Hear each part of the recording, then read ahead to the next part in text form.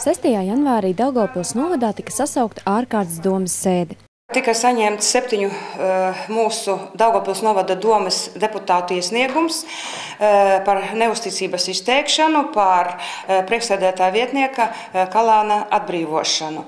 Un šeit arī faktiski par visu nekorektumu, kādā viņš strādāja šajā politiskajā laukā, tika arī izteikta šī neusticība. 17 deputātiem piedaloties, aizklātas balsošanas rezultātā ar 12 balsīm par un 5 pret tika nobalsots par līdzšinējā priekšsēdētāja vietnieka Viktora Kalāna no Zaļo zemnieku savienības atbrīvošanu no amata. Ārkārtas domes sēdē uz jauno amata vietu tika izvirzīts Arvīds Kuciņš no Tautas partijas. Aizklāti balsojot ar 14 balsīm par un 3 pret par jauno priekšsēdētāja vietnieku tika ievēlēts Arvīds Kuciņš. Arvīdam Kuciņam pašvaldība darbs nav svešs. No 1994. līdz 2005. gadam viņš darbojies kā Dubnes pagasta priekšsēdētājs un Daugavpils rajona padomes priekšsēdētājs.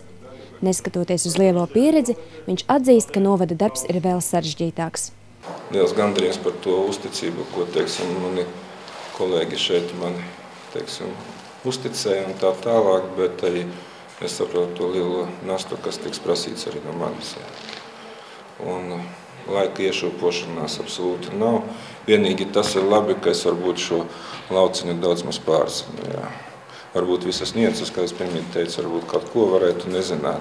No ikdienas darba, kas šeit notiek, domāju, bet pašvaldības lauciņš man nekad nav bijis svešs, es vienkārši viņā dzīvoju.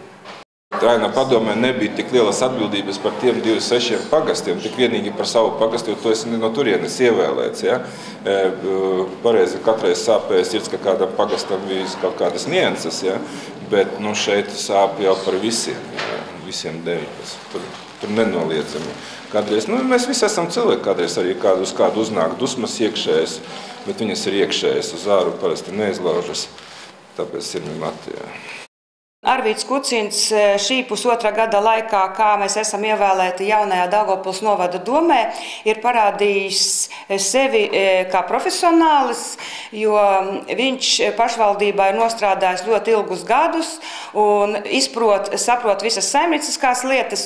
Arī visā šī pusotra gada laikā ļoti konstruktīvi strādāja kā deputāts un iesniedza priekšlikumus un analizēja un tā tālāk. Un es domāju, ka mums būs ļoti laba šī konstruktīvā sadarbība arī visa sasaukuma laikā.